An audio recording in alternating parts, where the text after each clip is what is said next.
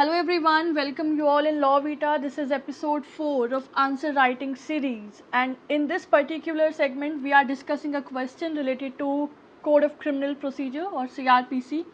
Here the question is, what is the difference between cognizable and non-cognizable offences? And this question has been asked numerous times in several different examinations, like it has come in DJS 2007, DJS 1973, HPJS 2015, UPJS, HJS, RJS, Karnataka Judiciary Examination as well. Right, so it is an important topic and an important question. So let's discuss its answer. So cognizable and non cognizable offence में क्या difference है वो हम लोग लिखने से पहले एक ब्रीफ देंगे कि सीआरपीसी के अंदर ये दोनों टर्म्स किस तरह से डिफाइंड हैं. So cognizable offence defined in section 2C. It states that cognizable offence वो ऑफेंस है जिसमें पुलिस ऑफिसर आइदर सीआरपीसी के शेड्यूल 1 के अकॉर्डिंग या फिर अगर कोई और भी law for the time being enforcement में है उसके अकॉर्डिंग अरेस्ट कर सकता है अक्यूज पर्सन का without warrant. Means in such offences magistrate द्वारा वारंट इशू करने की ज़रूरत नहीं है, उसके बिना ही पुलिस ऑफिसर अरेस्ट कर सकते हैं.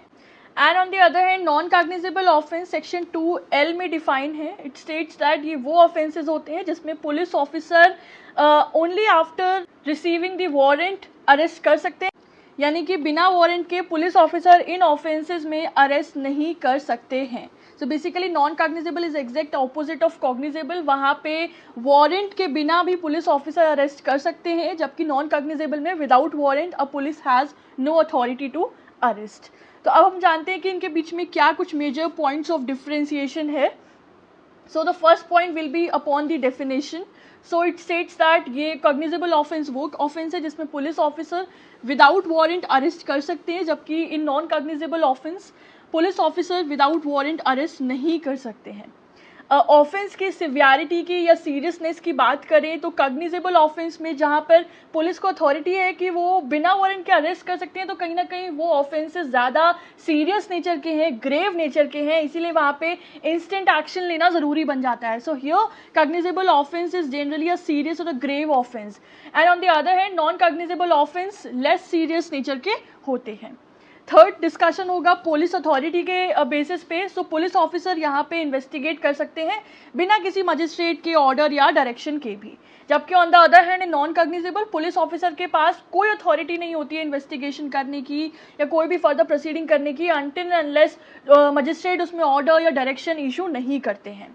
फोर्थ, पनिशमेंट किस तरह की रहती है. तो कॉग्निजेबल ऑफेंसेस मैंने कहा कि सीरियस ऑफेंसेस होते हैं, तो यहाँ पर पनिशमेंट भी जनरली इम्प्रिजनमेंट फॉर 3 years से ज़्यादा की होती है, एंड यहाँ पर 3 साल से कम की सज़ा रहती है.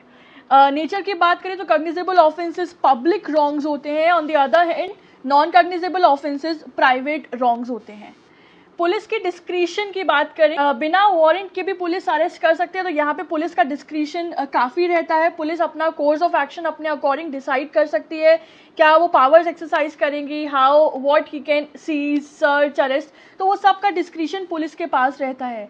जबकि नॉन कॉग्निजेबल ऑफेंस में because there is a major intervention of magistrate, तो वहाँ पे पुलिस के पास लिमिटेड डिस्क्रिशन होता है, because it more depend upon the issuance of orders और डायरेक्शंस ऑफ मजिस्ट्रेट. इसीलिए चाहे सर्च करना हो, सीजर करना हो, अरेस्ट करना हो, इसीलिए मजिस्ट्रेट के वारंट पहले रिक्वायर्ड होता है, उसके बाद ही पुलिस एक्शन लेती है.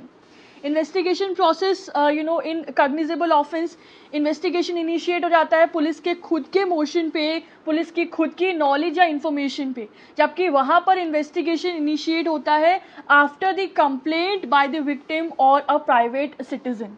राइट, यहाँ पर भी after the FIR gets launched police अपने नॉलेज के बिहाफ पे अपनी इन्फॉर्मेशन जो उन्हें रिसीव हुई है उसके अकॉर्डिंग इनिशिएट करते हैं. लेकिन नॉन कॉग्निजेबल ऑफेंस में the complaint is first forwarded to the magistrate by the victim or by a private citizen. उसके बाद मजिस्ट्रेट ऑर्डर या डायरेक्शन पास करते हैं, उसके बाद इन्वेस्टिगेशन इनिशिएट होती है.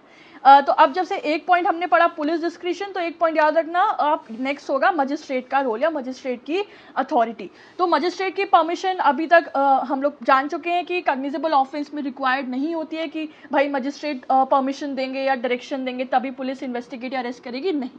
But this is the scenario in non cognizable, वहाँ पे मजिस्ट्रेट की परमिशन मस्ट होती है, रिक्वायर्ड होती है कोई भी फर्दर एक्शन लेने के लिए, आइदर फॉर इन्वेस्टिगेशन और फॉर अरेस्ट। कंप्लेंट की बात करें, सो in cognizable offenses it can be initiated, the proceeding can be initiated either by a complaint by a private citizen or by a police officer itself, and in cognizable offenses generally victim या private citizen ही initiate करते हैं and complaint submit करते हैं through some advocate to the magistrate.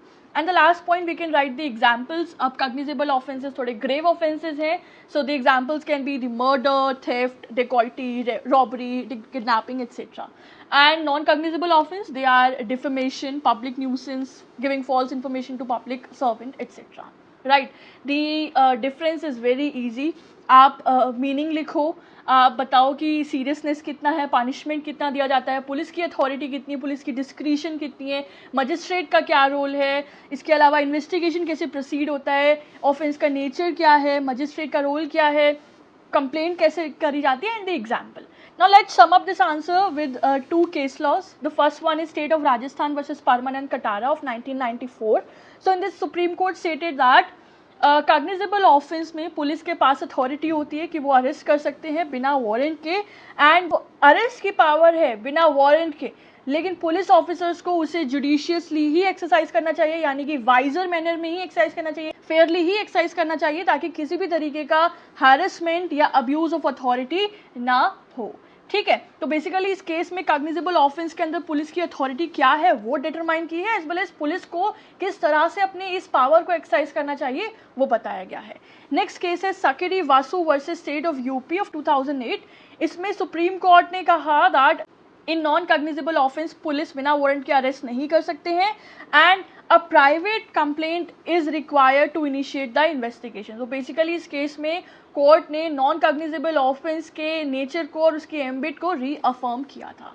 Right, so these two case laws are important and you can mention them in your answer, and this is it for this particular question related to the difference between cognizable and non-cognizable offense. I hope the answer and the content as well as the explanation seems helpful. कोई doubt हो, कोई disclarity हो, so you can ask that in the comment box. And for the notes of different legal subjects, you can contact us on our Instagram page और email ID. The details are in the description box. और आप लोगों को ये series और ये lectures कैसे लग रहे हैं ये भी हमें कमेंट सेक्शन में लिख के ज़रूर बताइएगा. So till then, thank you so much. Stay tuned. Have a good day. Bye bye.